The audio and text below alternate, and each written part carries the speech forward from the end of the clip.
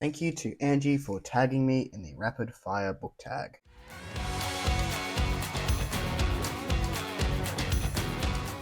Hello everyone, welcome back to a Fictional Escapist. My name is Kris, and today's video is a quick tag. It's in the title, the rapid fire book tag. I was tagged by Angie over at That Horror Chick. If you are looking at dabbling into horror, I really recommend Angie. Her energy is so infectious, and she just has a very, very big passion for horror. Her genres are splatterpunk and also extreme horror, which can have some interesting thematics in there if you're willing to give it a go. I know not everyone is, and maybe doesn't align so much with what I normally talk about on the channel, but they are genres that I really like, and I've really enjoyed Angie's content so far. So I'll have her video and her channel linked down below. The rapid fire book tag, I believe the idea behind this is to just shoot off questions very quickly. I'm not sure if I've done something like this in the past. I did not go and check, to be completely honest with you. So we're just going to go through it. There are 24 questions and tagging. I don't know that I'll tag people, but we'll see when we get to the end. So let's start. We've got 25 questions, and the idea is to do them just rapid fire very quickly. First thought that pops into your mind. Question 1, ebook or physical book? For me, I do a mixture of both. I prefer physical books to just sit in the hand, and specifically used physical books, or I don't mind mass market paperbacks. I know not everyone does. Traditional public paperbacks are also good for the floppiness and like ease of reading, but like a used mass market paperback I quite enjoy. In terms of what I normally read, probably 70% will be in an ebook or e-form of some kind, whether that be audio via Libby or Libro FM at the moment, but or just like my Kindle, which I will hopefully move from a Kindle to a Books at some point in the future. So both, but I tend to actually read more ebooks, but I prefer physical books. Question 2, paperback or hardback? It's paperback for me all the way. I don't enjoy reading hardbacks. I do like looking at them. Most of the hardbacks that I have on my own shelves will be either Kickstarters that I've backed from, indie authors that I've really enjoyed, or broken binding editions that are just very pretty to have on the shelves. 9 times out of 10, I'm not reading the hardcovers that I buy. They are purely for the aesthetic, which I need to stop doing because they're expensive, but paperback for me. Question 3 is online or in store. It depends. I love book shopping, specifically used book shopping. I have a great time with it. There are a couple of really fantastic stores in Perth.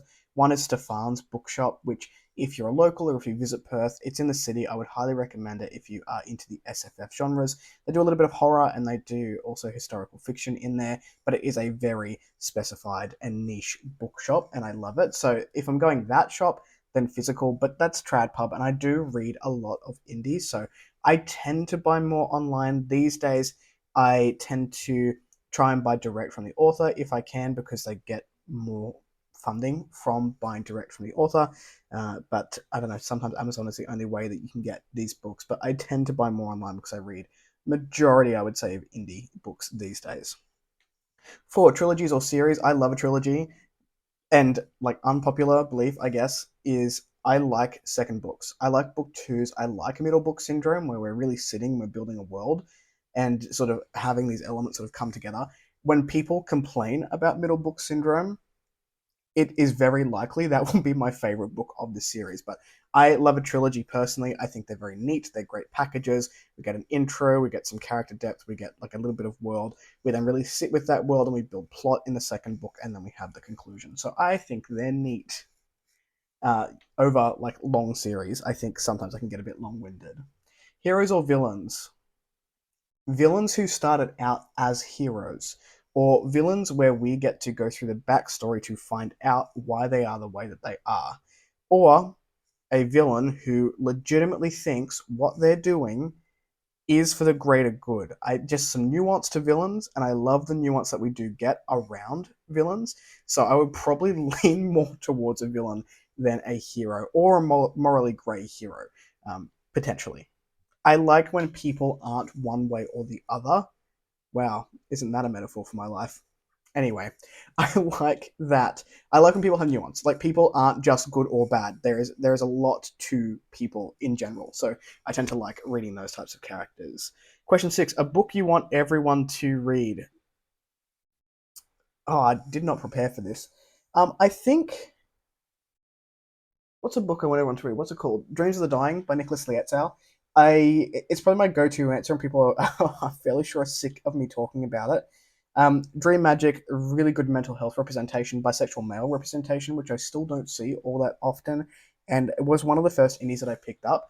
I really liked it. I think book two is coming out late this year, hopefully, knock on wood. So yeah, I would like people to read that one. Recommend an underrated book. If you are a thematically driven reader and you like sitting with big themes and big thoughts, there is an author called Sarah K. Bolstrop. She's an Australian author and she wrote The Way of Unity.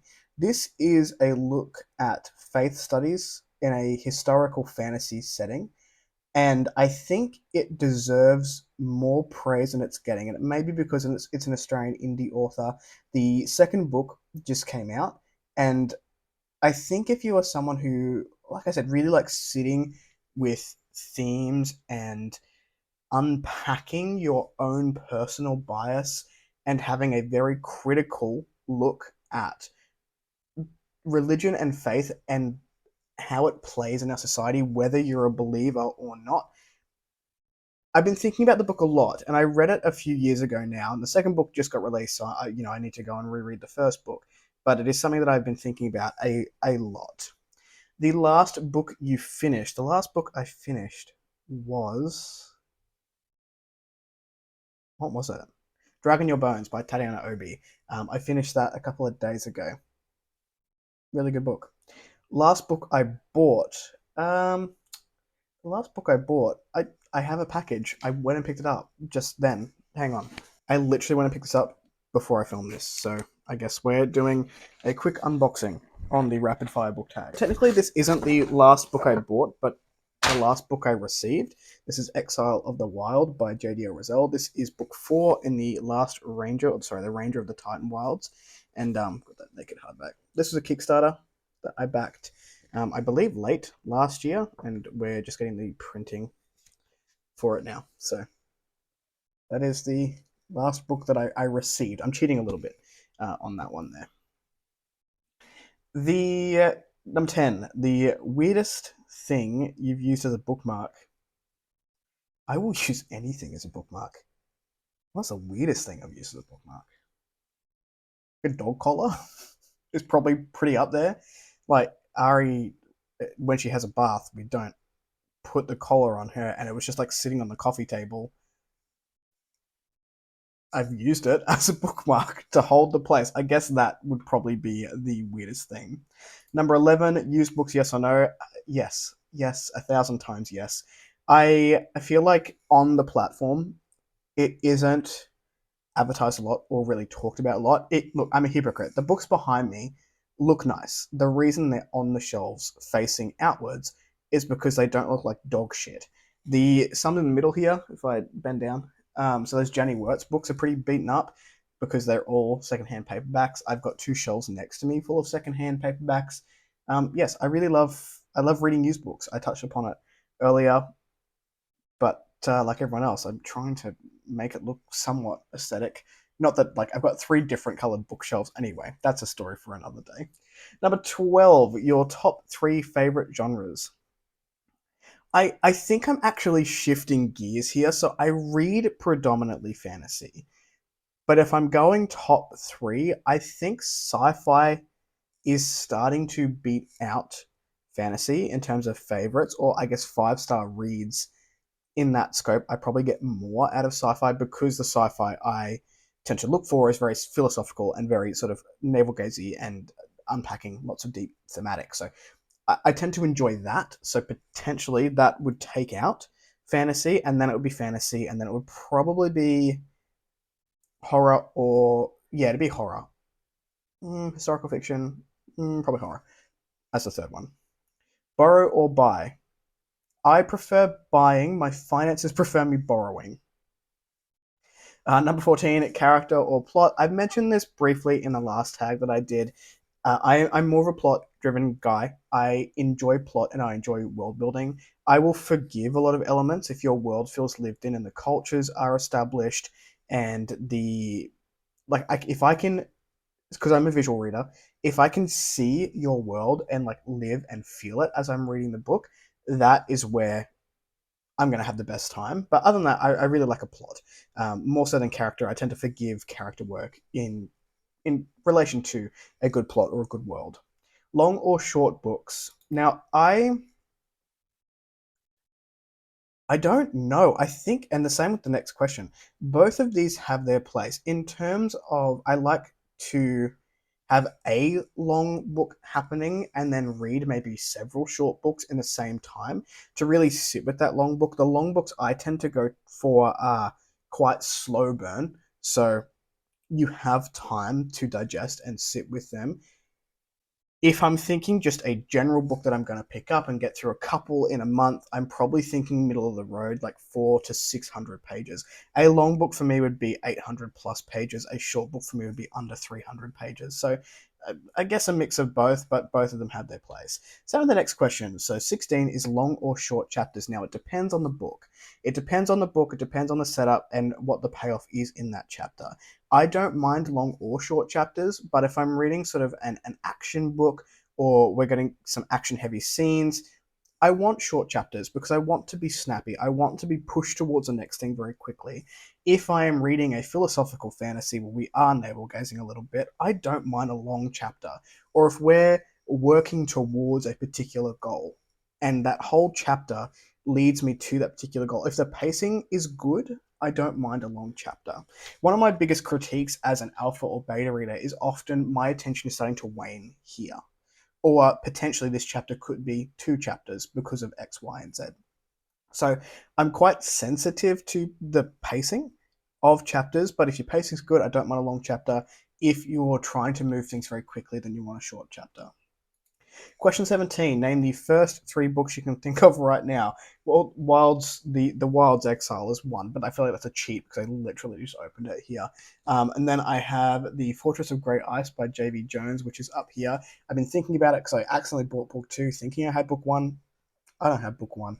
And the other one would be Mary by Nat Cassidy, which I also own, and I keep looking at it, but I haven't read yet. 18. Books that made you laugh or cry. I don't emote well.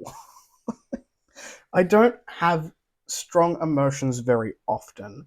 A book that has made me cry. I'm just going to go fiction here without going too like deep into all that other crap. See, I don't emote well. I just said it, and I then showed you in practice how I don't emote well.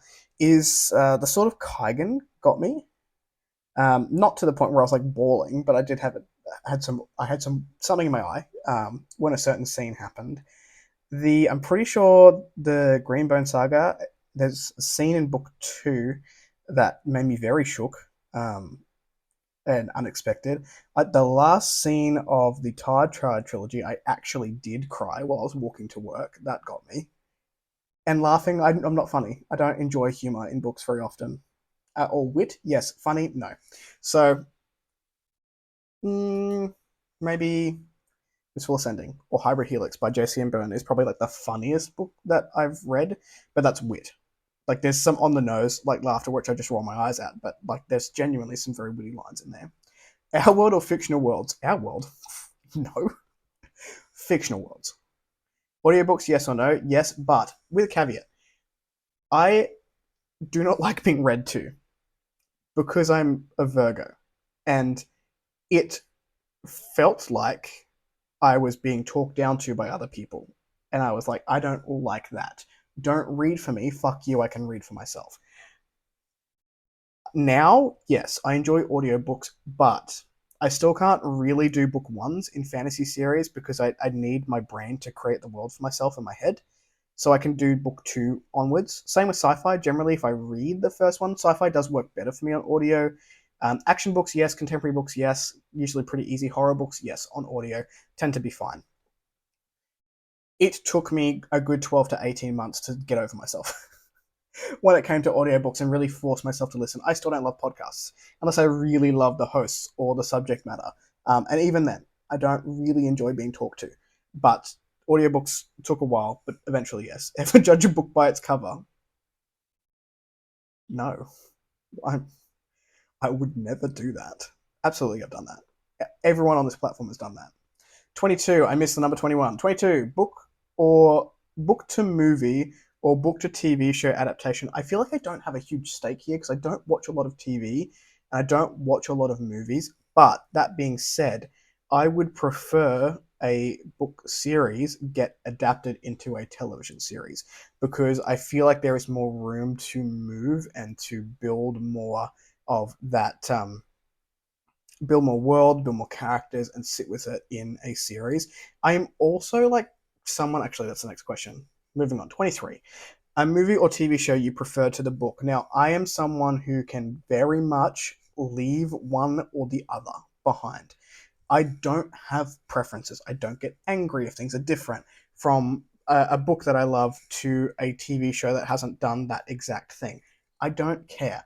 I very much believe, and I know that I'm a minority here, particularly when it comes to things like Wheel of Time, which I've not read the whole series, but I've read up to where we're in the show.